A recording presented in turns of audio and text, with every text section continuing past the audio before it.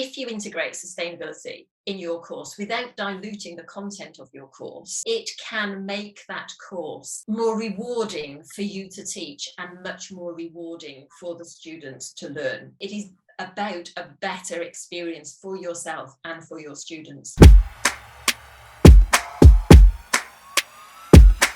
Welcome back, everybody. Rich Brubaker, founder of Collective Responsibility, here today with another episode of the Sustainable Ambassador podcast. In this episode, I'm extremely happy to be joined by Alison Greig, who is the Director of Education and Sustainability at Anglia Ruskin University, and Roger Levermore, Dean of Management at the Asia Institute of Technology School of Management. Today, we'll be answering, is it possible to teach sustainability? And if so, how? And along the way, we're going to be speaking about what students are asking for, what they're interested in, the best mediums for engagement. And in the end, we end our discussion on some tips for students and young academics for getting the most out of the experience. Welcome to the both of you. Thank you very much for joining the show. It's great to have you here and to hear about the work that you've been doing. As a starting point, would you mind taking a moment to introduce yourselves and the work that you are doing? I'm Professor Alison Greig, and I'm really interested in how you create an education system that prepares graduates for the challenges and also the opportunities that the future holds. I'm Dr. Roger Levermore. I am the Dean of the School of Management at AIT, which is the Asian Institute of Technology. I come at sustainability from a slightly different angle. I believe that it should be part of all of the curriculum for the business students that come through. Yeah. How we do that and whether it needs to be a reform or revolutionary approach is something that I'm trying to grapple with at the moment. Is it possible to teach sustainability? And what do you see as the role or the responsibility of academics and academia in this field of sustainability? So I think I come back to the point about what are we trying to achieve? Are we trying to go through and have an end goal which is fairly dramatic, sort of revolutionary, or are we reform? So I guess that 10 years ago, when I really started to think about this in some detail, the attempt then was just to convert people, the students on the MBA programs, as well as the faculty, that this should be a topic that is taught as a core course, not as a kind of a fringe niche elective. And so 10 years ago, it was just to sort of dip your toe in the water and try and find ways that you could show convincing arguments that this topic is regarded in a way which is important. Yeah. I think we've reached a time now where, okay, there might be more interest from faculty and students, but even when you're trying to describe what is ESG, I just wonder, have we gone past that point? Do we have to go through and talk about radical changes to business models? And is that something which more MBAs should be focused on? I think the majority are in what we would call the accommodation phase, that they are just bolting on sustainability. It is very much about sustainability. So they're teaching knowledge about sustainability.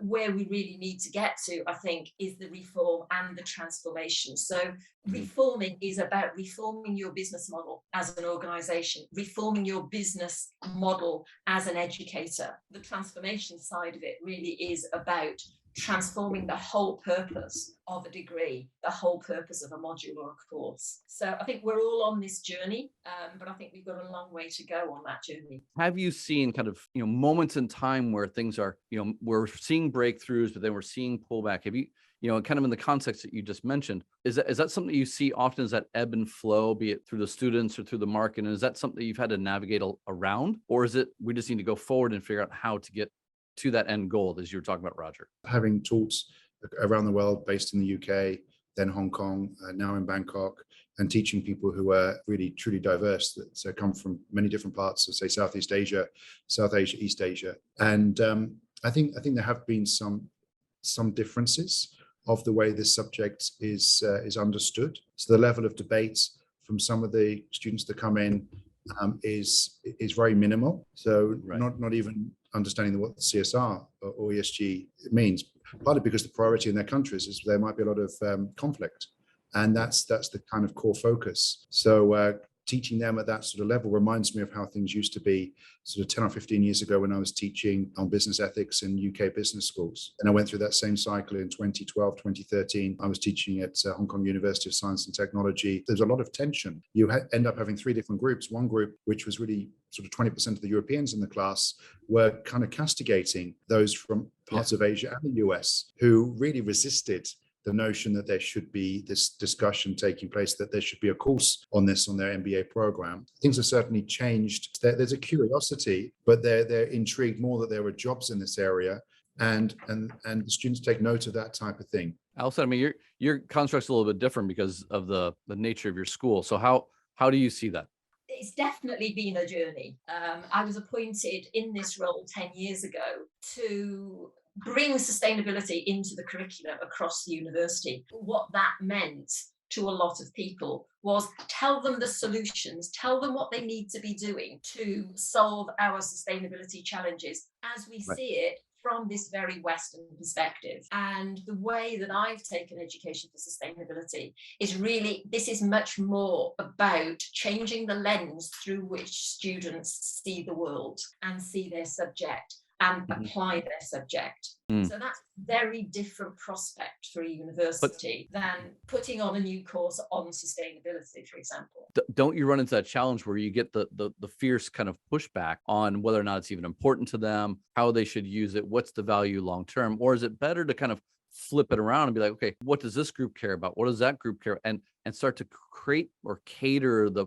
frameworks for that. If you go into any part of the university and you say, right, we think sustainability ought to be a really important part of this course, people hear the word environment and they're not interested, they close down. But actually, if you go into a conversation talking about what sort of graduate do you want your students to be rather than what do you want them to do, then that sort of opens up discussions. We must be challenging, and I think we need to challenge our students, and we need to challenge the system that the students are entering, and that's where the value is added for a university graduate, I think. So Roger, as a business school professor and dean, what's your reaction to that? Yeah, I think the key point is about who is the person teaching and how technical do they get? Because our university is 3 schools. One of them is environmental science, business and engineering.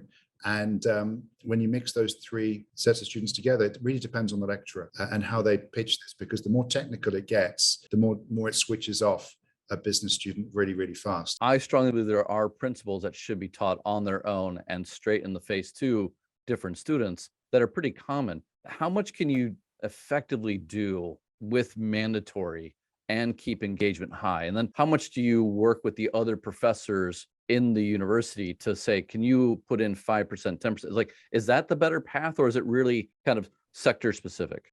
I think that all of those approaches can work. One of the things that have changed, I think, in the last 10 years from my experience is that debate with other colleagues about how much do you put in around ESG in accounting, in operations, supply chain, all of those different things, which actually is the intersection of ESG or sustainability. 10 years ago, there was like absolutely no way am I going to devote 3 hours of a class of a course to that type of thing. Whereas now I teach a course which is a core course on business ethics and sustainability. And I'm always pleasantly surprised by how much overlap there is with people who are from business, who are teaching their courses on things like digital transformation, Industry 4.0, and they've already got parts of ESG and ethics within that. And my job is to try and make sure the overlap, there's not too much overlap, that we kind of work together to go through and integrate that. So that has been a change. For us, what we always try to do is not impose sustainability, so not have a compulsory sustainability course, because people, frankly, just don't engage with it. The staff don't really want to teach it, and the students don't engage with it because it's not contextualized for them. Yeah. So for us, we spend a lot of time working with individual faculty members, looking for the intersection points between what they're already teaching and sustainability.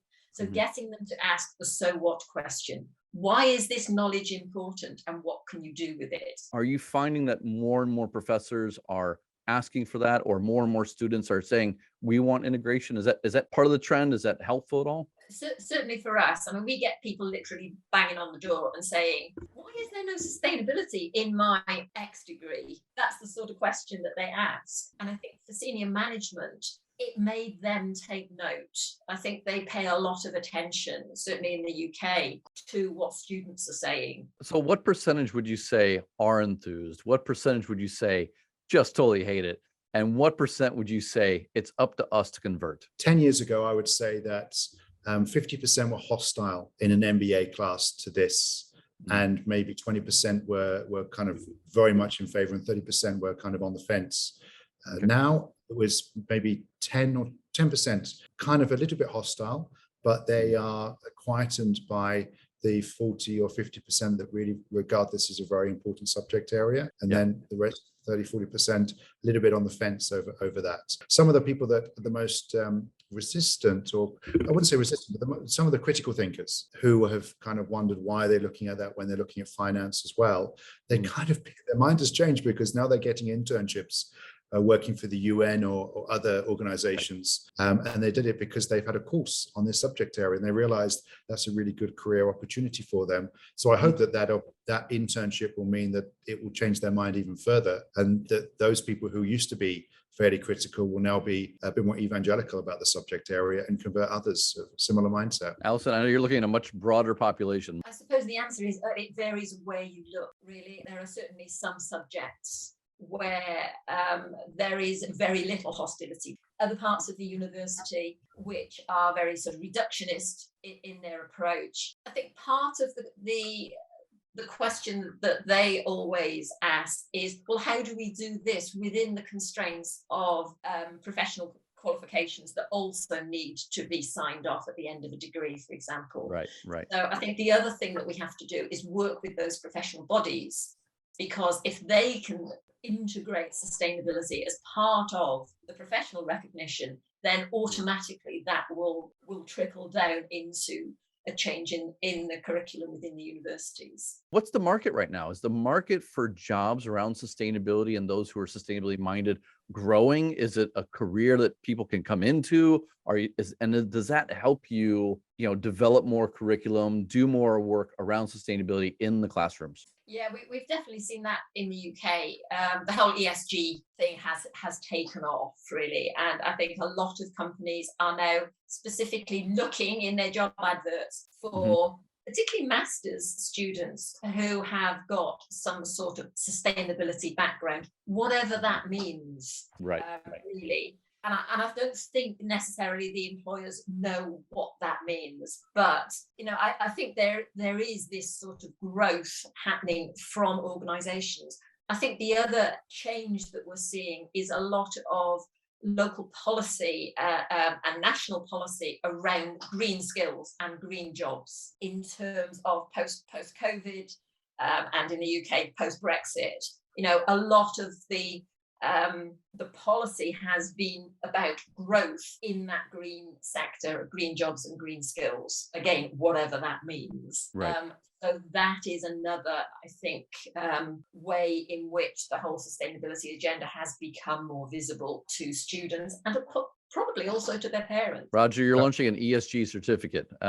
How much take is there on this, and how much more interest are you seeing these days? So this year it's been a little bit of a top-down approach, where there's people that you talk to from industry, from some of my senior colleagues saying that they hear a lot of chatter about ESG, and that it will be something which will be a kind of a slam dunk, that you do a professional master's in ESG in this subject area. And we were hoping to run something by the end of this year in that topic area. It hasn't worked out quite like that, because this is a program which is high money. It's 16,000 USD, which is a lot for our core market of kind of Sri Lanka, India, Myanmar, Nepal, Vietnam, Thailand. 16,000 is a lot. So we're hoping that we can attract more people from, say, Singapore, Hong Kong, which is where the hubs of ESG are. The problem for us is not about the subject area. The problem for us is more about brand and being a university that's 60 years old, but not being particularly well recognized in those developed kind of markets. And so we have to try and convince those people why AIT really makes sense to come over to study a professional master's in ESG. But there's so few of them around in business schools worldwide. I do think that we've got a great opportunity, but we have to be fairly patient in building up a linkage and promoting it to the businesses that need it. And once we get to that stage, I think the program will be very, very successful. But it could take 3 or 4 years to get to that stage. So what do you think are the most exciting things happening now in terms of sustainability in academia? And what are you guys doing? Because you both oversee, the potential strategy and execution of programs, of projects, of engagements. What excites you, and what are you trying to do to position yourself for, say, the next few years, 5 years going out?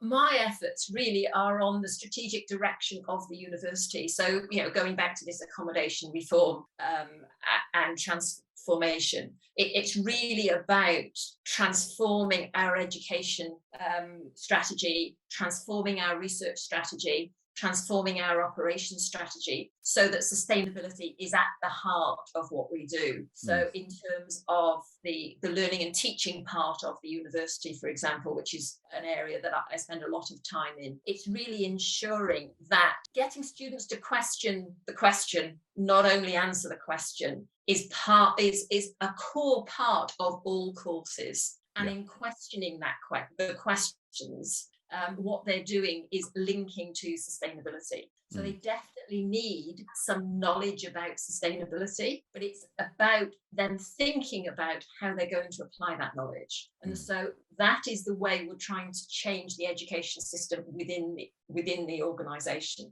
So that's really where I'm sort of focusing my attention. And I think that's very different to creating individual courses for individual markets. I think those will come out as a secondary sort of wave of that, but really we're about changing all students' outcomes so that all of them will have a role in a sustainable future. And for me, I suppose what I'm really excited about is that program development side. Showing that there's hopefully the potential for that in the near future where I am at the moment. But I get more excited maybe by a piggyback. So the piggybacking that you can see of other courses which never used to include sustainability, that is that pleasant surprise when I look through the syllabus and you go, oh, wow, they're looking at say, AI and the impact of certain developments within that. So we do have programs in, say, digital transformation. And it's really interesting that subject area, which is really fascinating to students and to the wider market, that it's almost baked in. The debate on sustainability seems to be part of that. So when you're talking about technology, when you're talking about transformation, you're talking about mindset change. And you're talking about mindset change, you're talking about sustainability as well. So I like that kind of the richness of that integration of that. I also like the opportunity of mindset change at the institutional level, because the whole Times impacts rankings has made universities think more, I think, about the impact that they have on sustainability. There's many more teams that are being developed that go through and look at that. And I think we just it's like an iceberg. We're just at the touch of the surface, but it could really change so many things within an institution. How do you measure success for your work? You've got 10, 15, 20 years of experience. How do you measure the success? And then are you trying to leverage that? Say, hey, we got 5 more interns and 3 more of this. And is that how you create the mind shift? Or are you just trying to measure success so you know that you're on the right path so you can keep going when there's a lot of, say, resistance coming from the other side? Creating meaningful metric, I think, is really difficult. And I don't think, because it's so difficult, people are not doing it. There isn't an incentive to do it. And also that spills over to sustainability itself. Yes, we've got the Times Higher Ed impact league table. We've got, in the UK, People and Planet. We've got, everything that things like ISO 14001, ESG now throws up. But I think we also need to question those metrics. Are they just metrics for metrics' sake, or are they meaningful metrics? And we really need to spend more time thinking about what meaningful metrics are for sustainability internally and how we use them. It is so easy to say we've saved 20 tons of carbon, whatever, but it's really difficult saying that person's life has been changed, their career has been changed because of this course. So it is a big area, I think, that it is not well developed. It's a hard question to answer. I think for me personally, it's a sort of more on an anecdotal level, that it's pleasing to see that maybe a third of the PhD students that are coming in to go through and do their PhD are now focused on sustainability within the business school. I think that's good. We don't formally measure that. I think that university system, there is a bit of a problem with sort of death through too much KPI, too much metrics chasing, and then it becomes a bit of a tick box exercise. And does it defeat the purpose of what we're trying to do. So I'd worry a little bit about that. But I think there's wild inconsistency around the world in universities about capturing that data. I think the UK probably, UK and US are leading the way for that. Sometimes that may go a bit too far. Other parts of the world don't really capture they don't capture much data at all. However, the Times has forced the universities that I'm aware of in this region to really take that more seriously. And it's been a nice revelation to see some of the metrics that are developed and some of the results that come up. And it's like an awareness. You think, wow, actually the university is doing really well in these 5 or 6 different areas that you didn't know about. So at least it promotes things more effectively within the organization. And then it leads to other similar events taking place from other schools, other units, other universities as well. So as kind of a final question, mindset shift, the future of transformation of schools.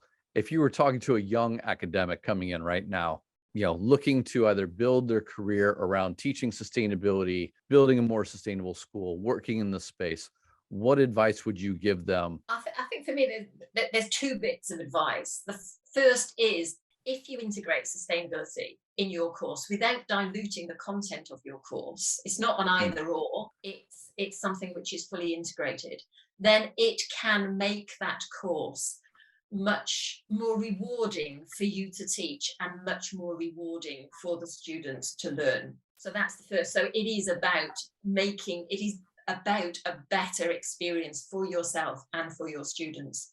And secondly, I think if you're not going to do it, you'll find yourself a dinosaur, that everybody else around you is going to be doing it. So I think there is now a critical mass for this. And for me, the 2 things I would say is critical mass. It's sometimes you can be very lonely doing your research or teaching if you do have a large amount of resistance within a school. Where I am at the moment, there's not really that resistance. It's experience before I came to Bangkok, which I'm thinking about, where you actually had people who are isolated. And so finding a critical mass of people through the university, through other departments, other schools, other universities in your locality, and building up that critical mass of relatively like-minded people. That's one way. For business school faculty, I don't think there's anywhere near enough interaction with businesses. And they often very, very looking inwards at their own research. And there's a lack of really application and discussion with business world. So they really have to get out there and talk to people in business, because when you do, I find most business people really open to discussing. They're really quite curious about how they can get involved in helping with guest speakers, with internships and other things like that. So there's a lack of engagement from business schools around the world with businesses in sustainability or any other subject area for that matter.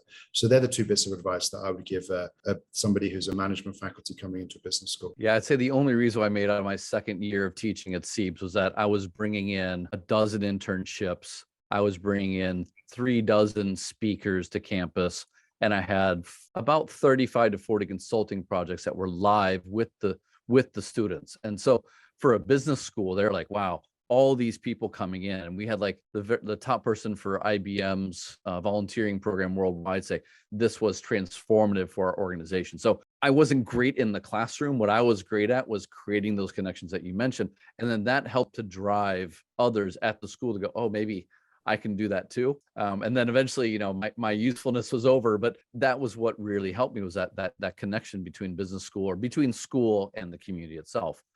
So that was a lot of fun for me. So thank you both very much for your time and for the insights that you guys both shared. I think, this is a journey of 1,000 steps. And I think we're probably in the step maybe 3 or 4 right now. But the nice thing is there's a little bit more fire underneath us, literally, because it's so hot in all of our regions right now. And our students, I think, are coming to us more, frequently saying, hey, I have this problem I'd like to learn more about. Can you help me with? And those that were from the past are looking at job opportunities and looking for that experience. And so, it may not be appreciated when you're in your classroom facing those 100 people, but I think over time we're making quite a bit of progress. And I really appreciate your insights. Again, thank you very much. Really look forward to continuing this conversation, and have a great week.